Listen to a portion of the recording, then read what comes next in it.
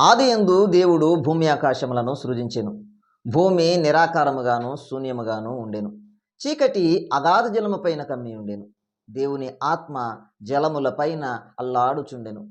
దేవుడు వెలుగు కమ్మని పలుకగా వెలుగు కలిగెను. వెలుగు మంచిదైనట్టు దేవుడు చూచెను. దేవుడు వెలుగును చీకటిని వేరుపరిచెను. దేవుడు వెలుగునకు పగలనియు చీకటికి రాత్రనియు పేరు పెట్టెను. అస్తమయమును ఉదయమును కలుగగా ఒక దినమాయెను. మరియు దేవుడు జలముల మధ్య ఒక విశాలము కలిగి ఆ జలములను ఈ జలములను వేరుపరచునుగాకని పలికెను. దేవుడు ఆ విశాలము చేసి విశాలము క్రింది జలములను విశాలము మీది జలములను వేరుపరపగా ఆ ప్రకారమాయెను. దేవుడు ఆ విశాలమునకు ఆకాశమని పేరు పెట్టెను. అస్తమయమును ఉదయమును కలుగగా రెండవ దినమాయెను. దేవుడు ఆకాశము క్రిందనున్న జలములు ఒక చోటనే కూర్చబడి ఆరిన నేల కనబడునుగాకని పలుకగా ఆ ప్రకారమాయెను. దేవుడు ఆరిన నేలకు భూమి అని పేరు పెట్టెను. జలరాశికి ఆయన సముద్రములని పేరు పెట్టెను. అది మంచిదని దేవుడు చూచెను. దేవుడు గడ్డిని విత్తనములిచ్చు చెట్లను భూమి మీద తమ తమ జాతి ప్రకారము తమలో విత్తనములు గల ఫలమిచ్చు ఫలవృక్షములను భూమి మొలిపించునుగాకని పలుకగా ఆ ప్రకారమాయెను. భూమి గడ్డిని తమ తమ జాతి ప్రకారము విత్తనములిచ్చు చెట్లను తమ తమ జాతి ప్రకారము తమలో విత్తనములు గల ఫలవృక్షములను మొలిపింపగా అది మంచిదని దేవుడు చూచెను. అస్తమయమును ఉదయమును కలుగగా మూడవ దినమాయెను. దేవుడు పగటిని రాత్రిని వేరుపరచునట్లు ఆకాశ విశాలమందు జ్యోతులు కలుగునుగా కనియు అవి సూచనలను కాలములను దిన సంవత్సరములను సూచించుటకై ఉండునుగా కనియు భూమి మీద వెలుగుచుటకు అవి ఆకాశ విశాలమందు జ్యోతులై ఉండునుగా కనియు పలికెను. ఆ ప్రకారమాయెను. దేవుడు ఆ రెండు గొప్ప జ్యోతులను అనగా పగటి నీలుటకు పెద్ద జ్యోతిని రాత్రి నీలుటకు చిన్న జ్యోతిని నక్షత్రములను చేశాను.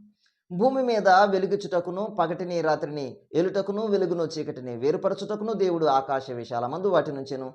అది మంచిదని దేవుడు చూచెను. అస్తమయమును ఉదయమును కలుగగా నాలుగవ దినమాయెను. దేవుడు జీవము కలిగి చెలించు వాటిని జలములు సమృద్ధిగా పుట్టించునుగా కనియు పక్షులు భూమిపైని ఆకాశ విశాలములలో ఎగురునుగా కనియు పలికెను. దేవుడు జలములలో వాటి వాటి జాతి ప్రకారము జలములు సమృద్ధిగా పుట్టించిన మహామత్స్యములను జీవము కలిగి చెలించు వాటినన్నిటిని దాని దాని జాతి ప్రకారము రెక్కలగల ప్రతి పక్షిని సృజించెను. అది మంచిదని దేవుడు చూచెను. దేవుడు మీరు ఫలించి అభివృద్ధి పొంది సముద్ర జలములలో నిండియుండుడనియు పక్షులు భూమి పైన విస్తరించునుగా కానీ వాటిని ఆశీర్వదించెను. అస్తమయమును ఉదయమును కలుగగా ఐదవ దినమాయెను. దేవుడు వాటి వాటి జాతి ప్రకారము జీవము గల వాటిని అనగా వాటి వాటి జాతి ప్రకారము పశువులను పురుగులను అడవి జంతువులను భూమి పుట్టించునుగా కాని పలికెను. ఆ ప్రకారమాయెను. దేవుడు ఆయా జాతుల ప్రకారము అడవి జంతువులను ఆయా జాతుల ప్రకారము పశువులను ఆయా జాతుల ప్రకారము నేలను ప్రాకు ప్రతి పురుగును చేసెను. అది మంచిదని దేవుడు చూచెను. దేవుడు మన స్వరూపమందు మన పోలిక చొప్పున నరులను చేయుదుము.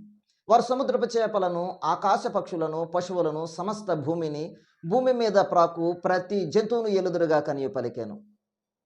దేవుడు తన స్వరూపమందు నరుని సృజించెను. దేవుని స్వరూపమందు వారిని సృజించెను. స్త్రీని గాను పురుషుని గాను వారిని సృజించెను. దేవుడు వారిని ఆశీర్వదించెను. ఎట్లనగా మీరు ఫలించి అభివృద్ధి పొంది విస్తరించి భూమిని నిండించి దానిని లోబరుచుకొనుడి. సముద్రపు చేపలను ఆకాశ పక్షులను భూమి మీద ప్రాకు ప్రతి జీవిని ఏలుడని దేవుడు వారితో చెప్పాను. దేవుడు ఇదిగో భూమి మీద ఉన్న విత్తనములిచ్చు ప్రతి చెట్టును విత్తనములిచ్చు వృక్షఫలము గల ప్రతి వృక్షమును మీకు ఇచ్చి ఉన్నాను. అవి మీకు ఆహారమగును. భూమి మీద నుండి జంతువులన్నిటికిని ఆకాశ పక్షులన్నిటికిని భూమి మీద ప్రాకు సమస్త జీవులకును పచ్చని చెట్లనియు ఆహారమగునని పలికెను. ఆ ప్రకారమాయెను. దేవుడు తాను చేసినది యావత్తు చూచినప్పుడు అది చాలా మంచిదిగా ఉండెను. అస్తమయమును ఉదయమును కలుగగా ఆరవ దినమాయెను.